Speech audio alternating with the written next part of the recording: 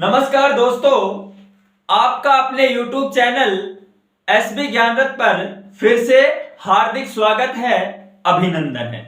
आशा करता हूं कि आप सभी स्वस्थ होंगे और मस्त होंगे और अच्छे से अपनी तैयारी कर रहे होंगे और अपने सपने के प्राप्त करने की पूरी कोशिश में लगे हुए होंगे। तो जो आज अपना ज्योग्राफी का अगला टॉपिक है वो है भारत की मानक समय रेखा। इसमें अपन पढ़ेंगे कि पूरे भारत का जो समय का निर्धारण होता है वो किस देशांतर रेखा के द्वारा होता है। वो रेखा भारत के किस किस राज्य से गुजरती है और भारत के किस स्थान से गुजरती है जहां से भारत का टाइम डिसाइड किया जाता है। ठीक है, तो अपन बात करते हैं भारत मानक समय रेखा की, कि भारत का समय का निर्धारण जो होता है वो किस देशांतर रेखा से होता है। तो भारत का जो समय का निर्धारण होता है वो होता है 82.5 डिग्री पूर्वी देशांतर रेखा। 82.5 डिग्री पूर्वी देशांतर रेखा। ये चीज अब मैं पूर्वी क्यों बोल रहा हूं, पश्चिमी क्यों नहीं बोल रहा, ये मैंने जब अक्षांश व देशांतर पढ़ाया था तब अच्छे से बताया था। तो भारत के जो समय का निर्धारण होता है वो होता है 82.5 डिग्री पूर्वी देशांतर रेखा।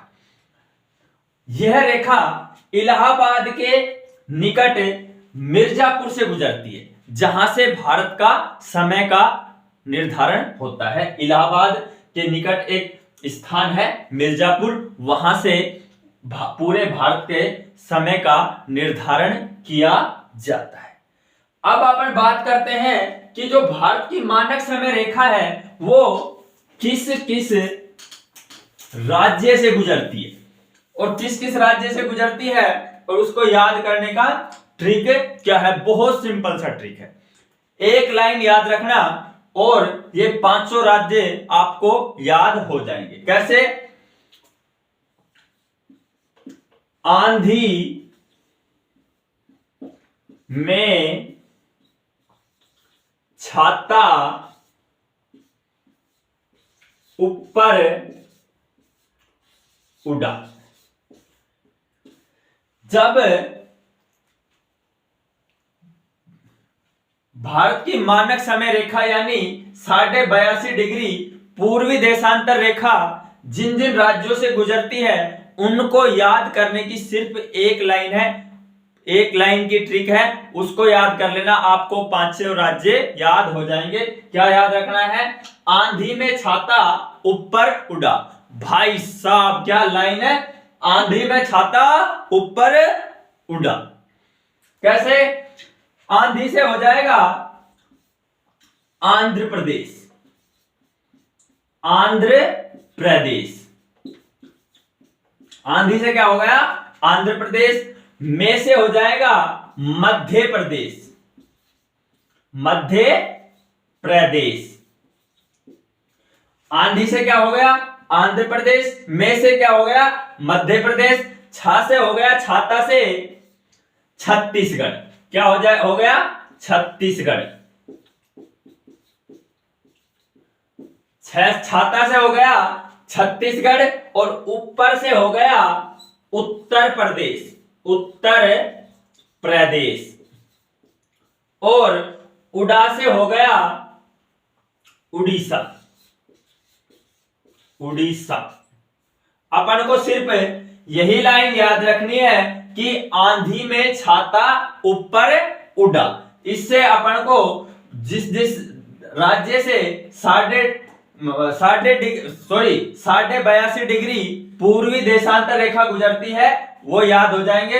आंधी में छाता ऊपर उड़ा यानी आंधी से आंध्र प्रदेश, में से मध्य प्रदेश, छाता से छत्तीसगढ़, ऊपर से उत्तर प्रदेश और उड़ा से उड़ीसा। इनका कई बार क्या है, आजकल के एग्जामों में यह भी पूछा जाता है कि उत्तर से दक्षिण का क्रम बताओ, कि इन राज्यों का जिनसे 82.5 डिग्री पूर्वी देशांतर रेखा गुजरती है उनका उत्तर से दक्षिण का क्रम बताओ। तो सबसे उत्तर में कौन सा है? उत्तर प्रदेश, दूसरे पे मध्य प्रदेश, तीसरे पे छत्तीसगढ़ और चौथे पे उड़ीसा और पांचवे पे क्या हो गया, आंध्र प्रदेश। ठीक है, तो 82.5 डिग्री जो पूर्वी देशांतर रेखा है उससे भारत का समय निर्धारण होता है। अब एक बात यहां से ध्यान देखो कि यह है अपनी पृथ्वी और यह हो गया 0 डिग्री देशांतर रेखा, 0 डिग्री देशांतर रेखा। अब देखो इसको क्या है, विश्व मानक समय रेखा भी कहते हैं ना, विश्व मानक समय रेखा भी बोलते हैं किसको, 0 डिग्री देशांतर रेखा को। अब देखो इधर कि जो पूरे वर्ल्ड का यानी पूरे विश्व के समय का निर्धारण करती है वो कौन सी रेखा करती है, 0 डिग्री देशांतर रेखा या विश्व मानक समय रेखा।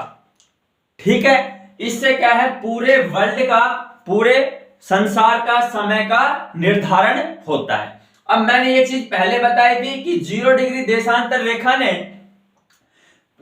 पृथ्वी को 2 भागों में बांट दिया, इधर का क्या हो गया पूर्वी गोलार्ध और इधर का क्या हो गया पश्चिमी गोलार्ध। चूंकि भारत की स्थिति यह है, भारत की स्थिति यह है, तो जो भारत का जो समय का निर्धारण करती है वो कौन सी रेखा करती है, 82.5 डिग्री पूर्वी देशांतर रेखा।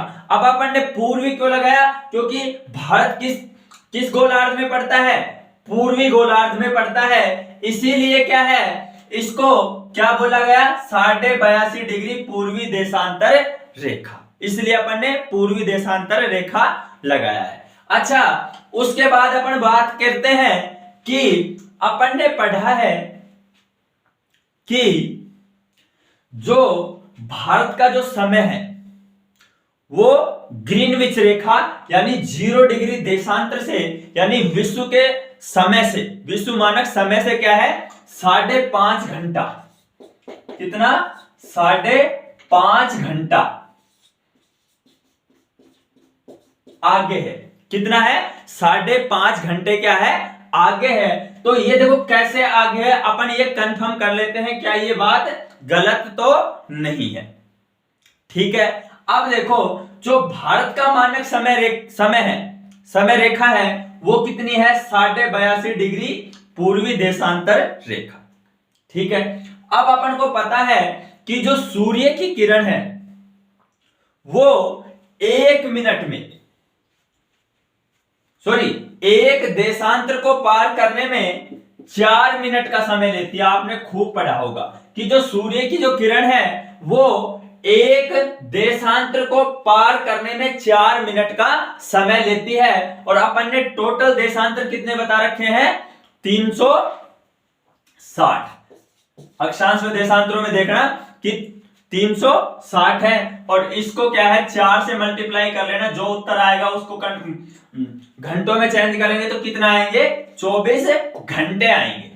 ठीक है, तो जो सूर्य की किरण है वो एक देशांतर को पार करने में कितने मिनट का समय लेती है 4 मिनट का, और भारत का जो समय का निर्धारण करता है वो कौन सी करती है 82.5 डिग्री पूर्वी देशांतर रेखा, यानी 82.5 डिग्री को किससे मल्टीप्लाई किया 4 से। 82.5 को जब अपन 4 से मल्टीप्लाई करते हैं, ठीक है, अब तुम कर लेना कितने आएंगी 330 मिनट आएगी। जब 82.5 को 4 से अपन मल्टीप्लाई करेंगे तो क्या है 330 मिनट आएंगी, और जब 330 मिनट को अपन क्या है 60 से डिवाइड करेंगे, 60 का भाग देंगे, क्योंकि ये मिनट है और क्या है मिनट को क्या है घंटे में चेंज करने के लिए अपन क्या किसका भाग दे दिया 60 का भाग दे दिया, तो अपने पास जो समय आएगा वो आएगा 5 घंटे 30 मिनट, 5 घंटे 30 मिनट यानी 5.5 घंटे। अब अपन को यह पता चल गया कि जो भारत का जो समय है वो विश्व के समय से कितना अंतर है 5.5 घंटे का। आगे है या पीछे है, तो ये अपन चीज कैसे करेंगे, अपन ने आगे ही क्यों कहा, पीछे क्यों नहीं कहा।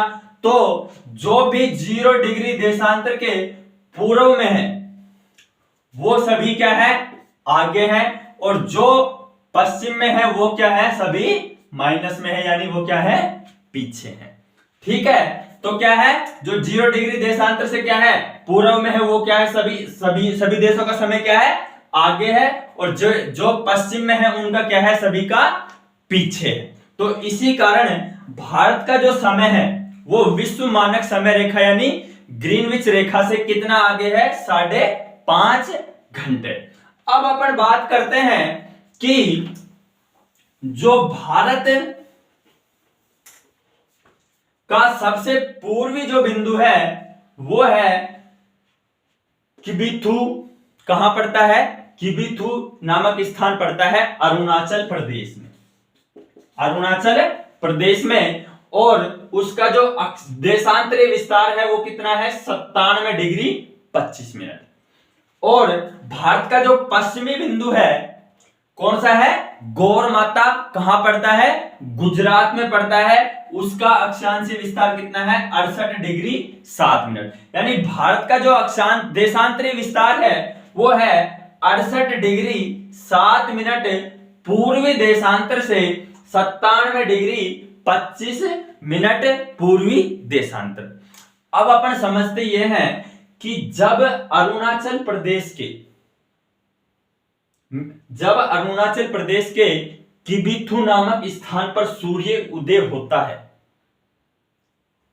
और जब गौर माता गुजरात में सूर्य का उदय होता है तो उसमें अंतर आता है कितना, लगभग 2 घंटे का। कितना अंतर आता है, लगभग 2 घंटे का अंतर आता है। यानी अरुणाचल प्रदेश में सूर्य उदय होने और गुजरात में सूर्य उदय होने में 2 घंटे का अंतर आता है। यानी अगर यहां 6 बजे, अरुणाचल प्रदेश में 6 बजे सूर्य उदय हो गया तो जो गुजरात के गौर माता में सूर्य उदय होगा 8 बजे, यानी 2 घंटे बाद। ऐसा क्यों होता है, क्योंकि अपन ने पढ़ा है कि सूर्य की जो किरण है वो एक देशांतर को पार करने में कितना समय ले रही है, 4 मिनट। एक देशांतर को पार करने में कितना समय ले रही है, 4 मिनट ले रही है। तो भारत का जो देशांतरीय विस्तार में अंतर है, यानी 68 डिग्री 7 मिनट और 97 डिग्री 25 मिनट में जो अंतर है वो कितना है, लगभग 30 डिग्री का है। कितने का है, 30 डिग्री का। और जब अपन, कितना अंतर है, 30 डिग्री देशांतर का। तो और जब सूर्य की जो किरण है वो एक देशांतर को पार करने में कितना समय लेती है, 4 मिनट। तो जब इसको 4 से मल्टीप्लाई करते हैं तो कितना आता है, 120 मिनट। यानी कि अरुणाचल प्रदेश में सूर्य उदय होने में और गुजरात में सूर्य उदय होने में लगभग 2 घंटे का अंतर रहता है। और यहां सूर्य अस्त होने में 2 घंटे। अगर यहां सूर्य अस्त कितने बजे होगा, 5 बजे होगा, तो गुजरात में सूर्य अस्त कितने बजे होगा, 7 बजे। इस प्रकार से जो अंतर है, आशा करता हूं कि आपको अच्छे से समझ में आ रहा होगा। इस ट्रिक को याद रखना, आंधी में छाता ऊपर उड़ा। आंधी से क्या हो जाएगा, आंध्र प्रदेश, में से क्या हो जाएगा, मध्य प्रदेश, छाता से हो गया छत्तीसगढ़, ऊपर से हो गया उत्तर प्रदेश और उड़ा से हो गया उड़ीसा। इस प्रकार अपन याद कर सकते हैं। वीडियो अगर आपको अच्छा लगे तो इसे लाइक करें और हमारे YouTube चैनल SB ज्ञान रथ को सब्सक्राइब करें। जय हिंद, जय भारत।